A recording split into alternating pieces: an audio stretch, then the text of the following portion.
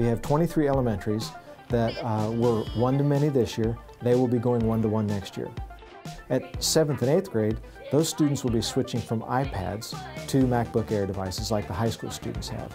We're going to pair those MacBook Airs with classroom sets of Wacom tablets, and the tablets are a peripheral that you can plug into the device, and then the students have some of the ability to draw and use it like they would an iPad. When we're all said and done, by the time we're done, we get teachers' stuff out there, we get student stuff out there. We're talking over 30,000 devices across the district, and that is exciting. It's not a small undertaking, and it's probably one of the biggest in the state of Kansas right now. Connectivity is one thing, capacity is another. You know, how much water can you push down the pipe? And that's kind of what we were looking at. And so we have fiber optic projects that are in place to help relieve those bottlenecks. We have a new data center that's going to go up, and a part of what we do in the data center is going to be funded by those bond dollars that'll make the data center more efficient.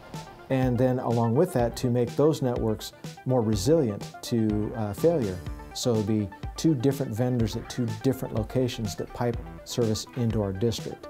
And so if one provider has a problem, the other provider can keep us going. I think one of the natural progressions in this is that there's less kind of fixed furniture in the classroom. I think your spaces have to be much more flexible. I think you'll see things like flat panel displays, maybe more than one flat panel display in large classrooms, instead of a single projector and a single screen where everybody does all the same group work at the same time. You're also going to see things like kids working in smaller groups with each other at kind of their own pace in different areas. So they're learning what they need to learn at a pace that they can learn it and acquire those skills. I think there's a certain excitement that goes along with having digital devices, and students who feel like maybe they don't engage in what we might look at as a traditional classroom, they may be more willing to engage in a digital classroom. I'm really looking forward to next school year. Previous experience has shown that year 2 of a one-to-one initiative is usually probably one of the most exciting years, because in year 2 is where people kind of find what they want to do and where they want to go.